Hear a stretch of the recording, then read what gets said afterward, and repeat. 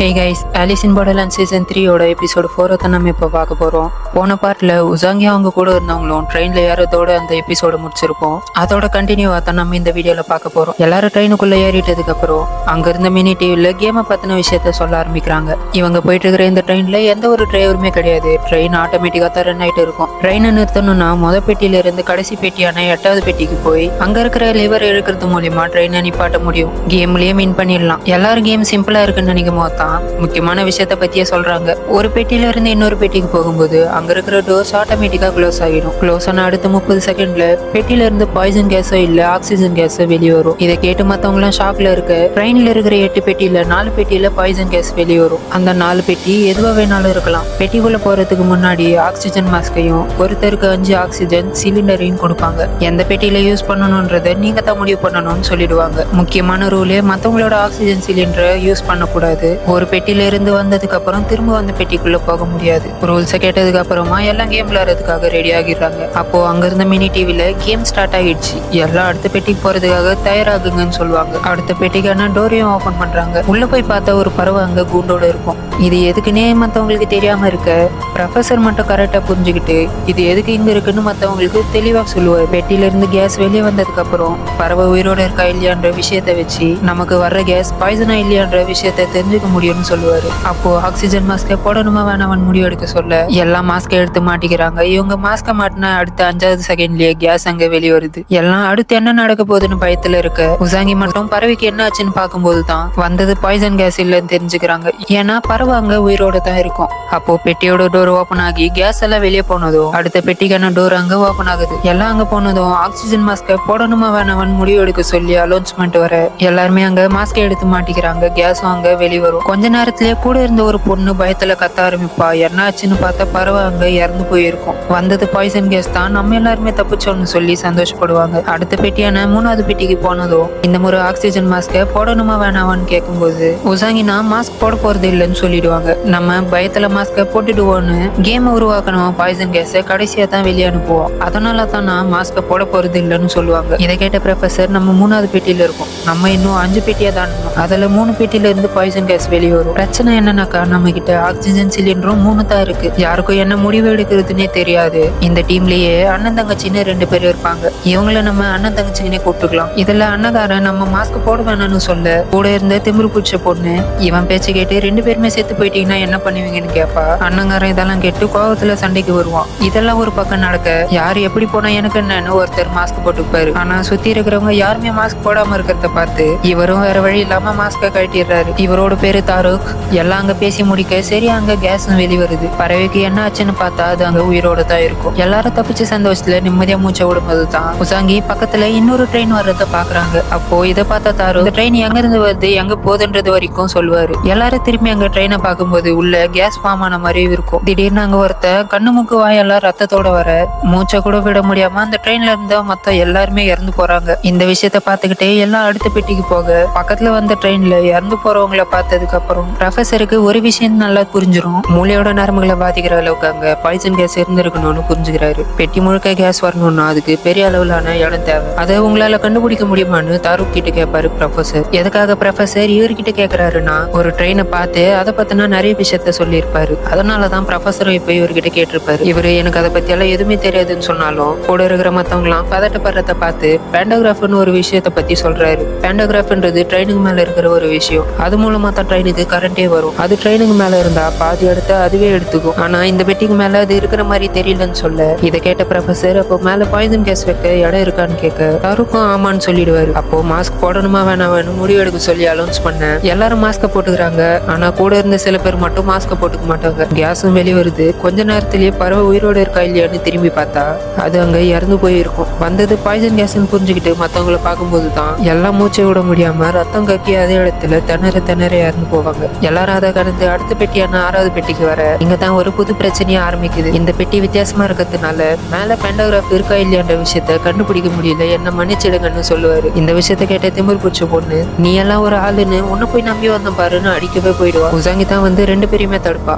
அப்போ கூட இருந்த அண்ணன் கேரக்டர் நம்ம கிட்ட இன்னும் 2 ஆக்சிஜன் சிலிண்டர் இருக்கு, பாய்சன் பெட்டியும் இன்னும் 3 இருக்கு, நம்ம எல்லாரும் ஒரு தப்பு பண்ணா கூட எல்லாருமே இறந்து போயிடுவோம்னு பேச இதை கேட்ட உசாங்கி மாஸ்க் போட்டுப்பா. இதை பார்த்த எல்லாம் இதுக்கப்புறம் மனசு சொல்ற சொல்றது தானேன்னு எல்லாரும் மாஸ்க் போட, திமிரு பிடிச்ச பொண்ணு மட்டும் எனக்கு உசாங்கி மேல நம்பிக்கை இருக்கு, அதனால நானும் மாஸ்க் போட்டுக்கிறேன்னு போட்டுப்பா. எல்லாம் மாஸ்க் போட்டு அங்க ரெடியா இருக்க கேஸ் அங்க வெளியே வருது. எல்லாரும் மனசுல பாய்சன் கேஸ் இது இருக்கணும்னு நினைச்சுக்கிட்டு பறவை உயிரோட இருக்கா இல்லையான்னு பார்க்க, பறவை அங்க உயிரோட தான் இருக்கும். இப்போ வந்தது பாய்சன் கேஸ் இல்லைன்னு தெரிஞ்சதும் எல்லாரும் மனசே விட்டுருவாங்க. ஏன்னா ஒரு ஆக்சிஜன் சிலிண்டர் வச்சுக்கிட்டு இதுக்கப்புறம் நம்மளால போட்டியில ஜெயிக்க முடியாதுன்னு பேச, உசாங்கி என்னால தான் இதெல்லாம் நடந்ததுன்னு மன்னிப்பு கேட்பா. ப்ரொஃபசர் இது எதுவுமே உன்னோட தப்பு இல்லைன்னு சொல்ல, ஆமா இது எதுவுமே அவ தப்பு இல்ல, எல்லாம் ஏன் தப்பு தான், போய் சொல்லி ஏமாத்தனோட பொண்ணு தானே நீ, உன் பேச்ச போய் நான் எப்படி நம்பணுன்னு கதை எழுதிட்டு இருப்பா. இவளா எடுத்த முடிவுக்கு ஹீரோயினோட அப்பா வரைக்கும் போய் திட்டுறா. இவ எல்லாம் சாகத்தான் போறோம்னு நம்பிக்கை இல்லாம இருக்கும்போது தான் கூட இருந்த தாருக் முக்கியமான விஷயத்த பத்தியே சொல்லுவாரு. நம்ம முக்கியமான ஸ்டேஷனே தாண்டி வந்துட்டோம் அப்படின்னா இன்னும் கொஞ்ச நேரத்துல நம்ம பக்கத்துல இன்னொரு ட்ரெயின் வரப்போகுதுன்னு சொல்லுவாரு. இதை கேட்ட உசாங்கி இப்போ இதுதான் நமக்கு இருக்கிற கடைசி சான்ஸ். உசாங்கி வெளியே ட்ரெயின் வருதான்னு பார்த்துட்டு மத்தவங்களுக்கு என்ன பண்ண போறாங்கன்ற விஷயத்த பத்தி சொல்றாங்க. அந்த ட்ரெயின்ல இருந்தவங்க எல்லாம் இறந்து போயிருப்பாங்க. பாய்சன் கேஸும் வெளியே வந்துருச்சு, டோரும் ஓப்பன்ல தான் இருக்கு. கூட இருந்த மத்தவங்க எல்லாம் அந்த ட்ரெயினுக்குள்ள எல்லாம் நம்மளால போக முடியாதுன்னு சொல்ல,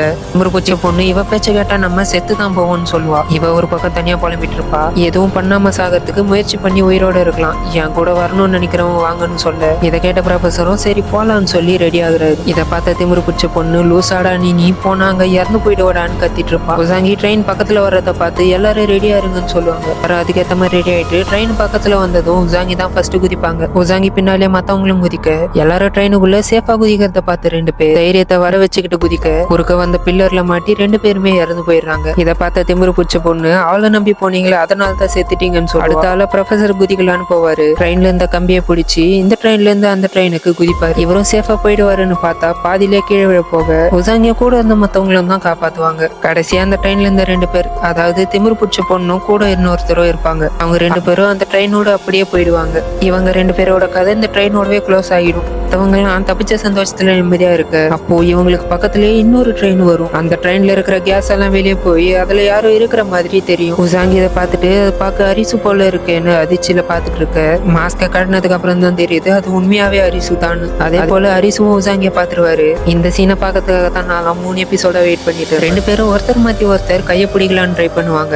ஆனா ப்ரொஃபசர் 2 ட்ரெயினுக்கும் இடையில பில்லர் வர்றதை நோட் பண்ணிட்டு உசாங்கி மாட்டிக்கு போறான்னு உள்ள இழுத்துருவாரு. கடைசியில 2 பேரும் அவங்க ட்ரெயின்லயே இருக்க வேற வேற திசையில போயிடுவாங்க. அரிசு கை கெட்ட தூரத்துல இருந்தோம் உசாங்கிய மிஸ் பண்ணதை நினைச்சு கஷ்டப்பட்டு இருக்க, இதை பார்த்த தெச்சு கூட இன்னொருத்தன் இருக்கான்னு சொல்லுவாரு. அப்ப கூட இந்த லேடி தெச்சுவை தட்டி வாய மூடுன்னு சொல்லுவாங்க. இவங்க எல்லாம் இப்படி பேசிட்டு இருக்க ட்ரெயினோட ஸ்டாப் அங்க பக்கத்துல வந்துடும். ட்ரெயினை எப்படியாவது நிறுத்தணும்னு எல்லாம் டிரைவர் ரூம் பக்கத்துல போக, அரிசு அப்போ உள்ள போய் நான் பாத்துக்கிறேன்னு பிரேக்குக்கு பதிலா ஆக்சிலேட்டர் இழுத்துருவாரு. ரே அது ஆக்சிலேட்டர்னு சொல்ல, அப்போ இது இன்னும் பக்கத்துல இருந்து பிரேக் இழுத்துருவாரு. சடனா ஸ்பீட் ஏத்தி பிரேக் போட்டதுனால ட்ரெயின் அதோட கண்ட்ரோலை மீறி ட்ராக்கை விட்டு வெளியே போய் பெரிய ஆக்சிடென்ட் ஆகும். இவ்வளவு பெரிய ஆக்சிடென்ட் நடந்தோம் எல்லாம் காயத்தோட தப்பிச்சு உயிரோடு வருவாங்க. ஆனா அரிசுக்கு மட்டும் பயங்கரமா அடிபட்டிருக்கும். அரிசு பேச்சு மூச்சே இல்லாம இருக்கிறத பார்த்து எல்லாம் என்ன பண்றதுன்னு தெரியாம இருக்கும்போது கூட இருந்த லேடி தெச்சு கிட்ட ஏதாச்சும் பண்ண சொல்லி கேட்பாங்க. தெச்சு இதுல என்னால என்ன பண்ண முடியும்னு கேட்க, அப்போ அக்கா கேரக்டர் எழுந்து என் காலில் நெருப்பம்பு இறங்கினப்போ நீ தான் எனக்கு ஹெல்ப் பண்ணி, நீங்க பாரு எனக்கு ரத்தம் வர்றது நின்று என் கால் இப்போ சரியாகிடுச்சுன்னு சொல்ல,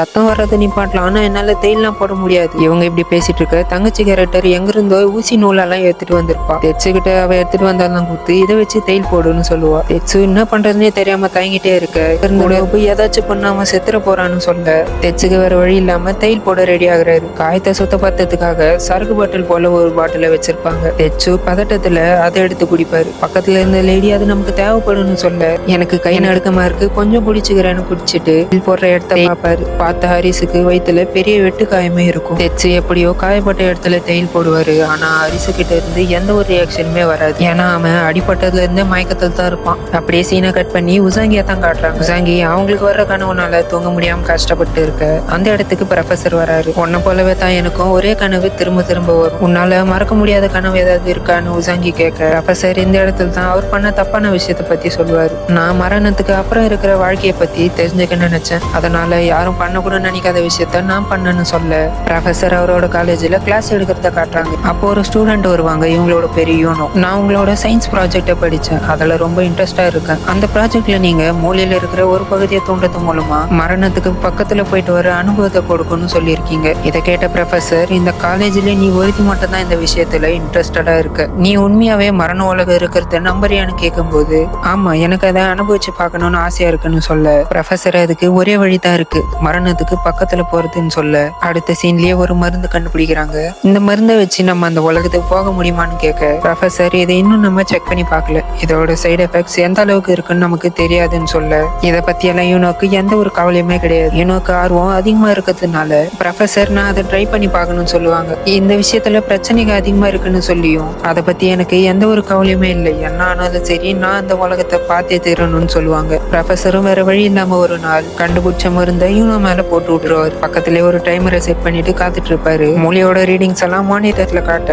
எல்லாம் நார்மலா தான் போயிட்டு இருக்கும். அப்போ ப்ரொஃபசர் செட் பண்ணி வச்சிருந்த டைமிங்கும் முடிஞ்சிரும். ஆனா யூனோ கண்ணை திறந்திருக்க மாட்டாங்க. ப்ரொஃபசர் பயந்து போய் யூனோவை எழுப்பி பார்ப்பாரு. ஆனா யூனோ எந்த ஒரு உணர்ச்சி இல்லாம இருக்கிறத பார்த்து ப்ரொஃபசர் இவ இறந்து போயிட்டான்ற விஷயத்த புரிஞ்சுக்கிறாரு. இந்த விஷயம் வெளியே தெரிஞ்சு போலீஸ் கேஸ் எல்லாம் ஆகி ப்ரொஃபசர் அவரோட ஆராய்ச்சிக்காக ஒரு பொண்ணு கொன்னுட்டாருன்னு சொல்லி தான் வெளியே பேசிட்டு இருப்பாங்க.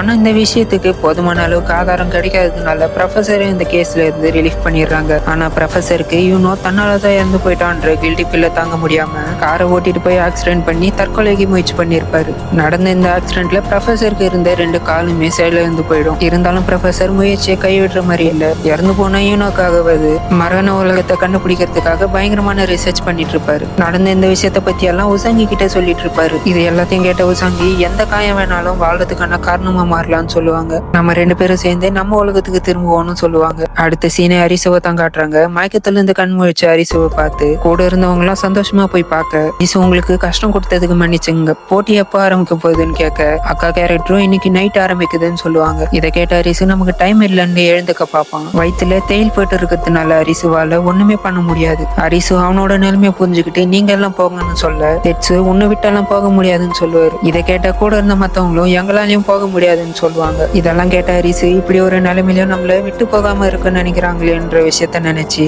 உடம்புல அவ்வளவு வலி இருக்கும் போதும் அதே இடத்துல அழ ஆரம்பிச்சிருவாரு. இந்த விஷயத்துக்கு அப்புறம் என்ன பண்ண போறாங்க, அடுத்த கேமுக்கு போறாங்களா இல்லையான்ற விஷயத்த நம்ம நெக்ஸ்ட் வீடியோல பார்க்கலாம். உங்களுக்கு இந்த வீடியோ பிடிச்சிருந்தா மறக்காம லைக் அண்ட் சப்ஸ்கிரைப் பண்ணிட்டு கூடவே உங்களோட தாட்ஸை கீழே கமெண்ட் பண்ணிடுங்க. இதோட நான் உங்களை நெக்ஸ்ட் வீடியோல வந்து பார்க்குறேன்.